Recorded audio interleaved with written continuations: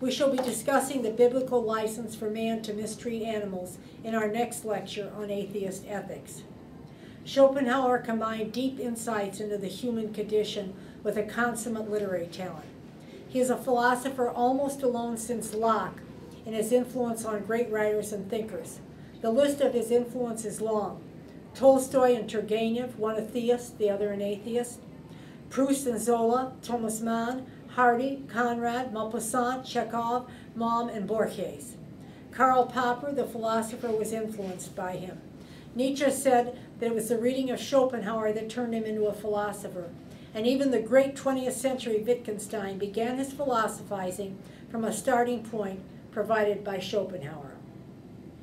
Thank you for your attention this evening. This lecture concludes Atheist Philosophies.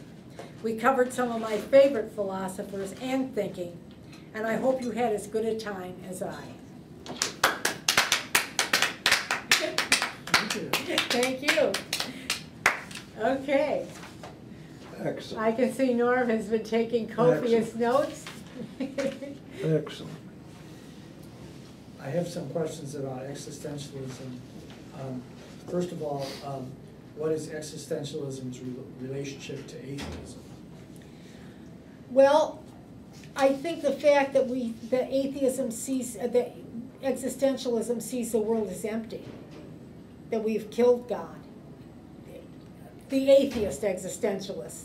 Now, you know, there's the Christian existentialists like Kierkegaard and Dostoevsky and Hospers from the French. They're Christian existentialists. So they believe in making a choice, but they still keep a theistic, view. I don't see really how they can do it.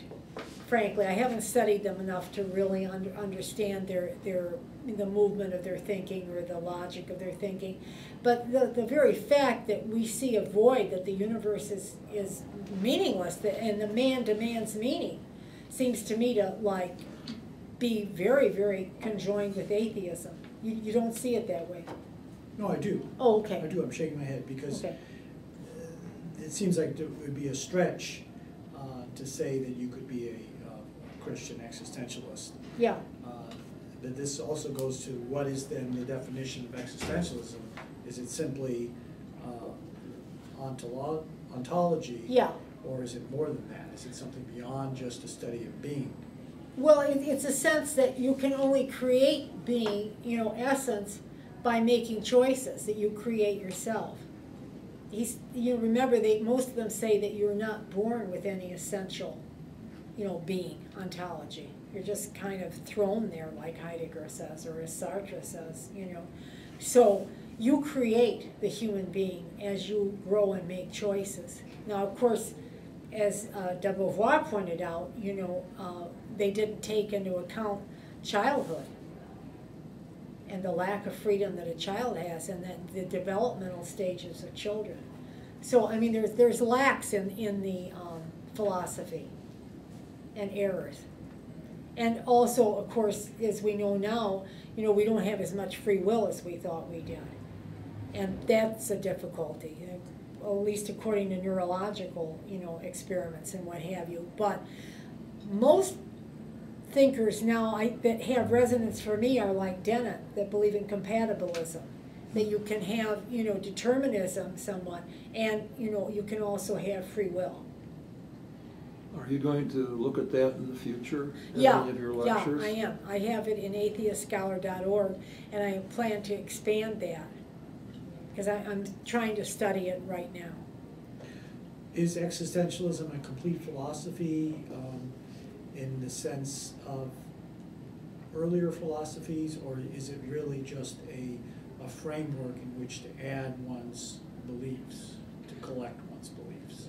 I think it's more of a framework. But I think when Sartre wrote his Being and Nothingness, I think he expected it to be seen as a complete philosophy. It's this argument all the time, is Ayn Rand's philosophy a complete philosophy? Oh, she left out this or that, Is Sartre's, is existentialism a complete philosophy? But then what do you do with Nietzsche? People use that term existentialist or existential in just talking about a fear of death or a search for meaning. Or anxiety. Or just dread. General anxiety. Is that actually a correct use of the word existential? Or when we say existential, are we really referring to this philosophy of making choices? That's what we should be referring to, but you know, here's the problem, as I said earlier in my lecture, that it's reached the street. Yeah. And so people use it all the time. If you recall, when we were like searching for films, a lot of them were described as existential when they really weren't really existential at all. Yeah, and that's been my problem looking up the term, and also when I looked at the Jewish existentialists, what they were really talking about is theodicy and trying to explain why we suffer and what to do in light of suffering. It really wasn't about Sartre's existentialism. It was something different. It was about suffering and explaining why God still matters. Right. That's not, to me, that is not existentialism. That is just, and they use the phrase with a lowercase e, that is just some catchword, you know, for Jewish philosophy, not for what you and I think would call existentialism. Well, what I find fascinating and very hard to understand, but that I haven't been through that experience, is many of these really good thinkers and writers came through the Hitler's death camps, and some of them emerged still theists. To me, I just find that, you know, incredible. I can't imagine. I can't imagine if I went through an experience like that and survived, that and witnessed what you had to, and I think sometimes what you had to do yourself to survive. I can't imagine that I would come out with any sense of God. Do you have any sense of that? Well, that's what the modern Jewish philosophers, that's what they do talk about, is that the idea of God has to change, not that he has to go away, but that he doesn't have that direct relationship in our lives, and that it's left to man to make a better world, to make, for example, the state of Israel as a result of the Holocaust, or to make the world a better place, and to prove Hitler wrong, to I see. propagate and cause Jews, the Jewish population, to grow in response to what Hitler tried to do. So that's how they begin to rephrase or reframe their religion into some sort of modern global humanism, not just a Jewish God, but a God of humans. I get it. And Yeah, it's not existentialist. It's something completely different. No. And so I am disturbed by how the term is thrown around. It doesn't refer to what it originally did. I want to comment on something that there's in behind all of these discussions about this is there's always this phase where we're going to think now in terms of humanism. God does not have a direct. God is over here now. What's happening, from what I can see, is that over a period of time, as we've moved into more technology, we've moved to a better understanding of nature, we can see further into the universe, we can see further into the cells and so forth. God keeps shrinking. And the theologians have picked this up. They know that. And so they're now making excuses. As far as I'm concerned, they keep making excuses for God being less and less and less, and man has more responsibility.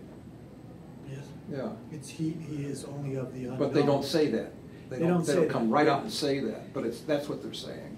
Yeah, and it's propaganda. It's a way Yes, of of course trying it is. to explain away the obvious Not just contrast. Jewish, Christian. The only ones that it doesn't Christians apply do it to is too. the Islamics, I guess. They wouldn't buy that at all. No, I think even modern American Muslims would do that too. Yeah. Yes, Would yes. try to explain it away. Yeah. To give The credit where credit's due, incompatibilities. American Muslims, would back off. Yeah. We're almost getting to the point with some thinkers of like back to the way Epicurus believed. That although whether he believes in the gods or not, he just I think didn't want to be prosecuted Yes. for non-belief. But he just said that they, like dwelt in these other planets between the spheres or whatever, and didn't concern themselves with us, so we didn't have to concern ourselves with them. So let's just go ahead and work out a philosophy of life, So they were like very remote and didn't care about us. We didn't care about them, and that was it. It reminds me, we were almost getting to that. Yeah. And so I wrote down, is existentialism only a question, or is it also an answer? Oh, good question. Or is it a framework? So I think it's a framework. That's a good, So I a think framework would mean that it doesn't have the answer. It's It just, doesn't have everything. No, you're supposed to do this. Yeah. But then you're left with a problem is, well, what's the difference between that and ontological philosophy? What do you have if you don't have anything more than a framework? You just have this question of being, of what does it mean to be alive? Right. Well, you But see, that's- but you create that. Yeah, so it's more than just what does it mean to be alive? Yeah. Yeah, it means that you create yourself as a Yeah. full person. It's a partial answer at the very Yeah. least. Yeah. Yeah, I mean, I think, that part I love about existentialism. And I think you, forget which philosopher it was, but you talked about the existentialist relations to others, and Sartre's being for others, Right, being for oneself. right.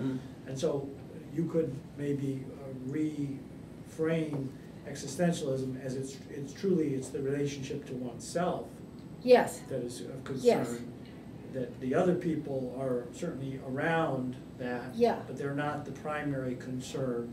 It's the relationship to oneself, and how does one relate and take responsibility for oneself. and create your project. Yeah, because they were very influenced by existential thinking. And that's how it and filtered- humanism. filtered around. And humanism, yeah.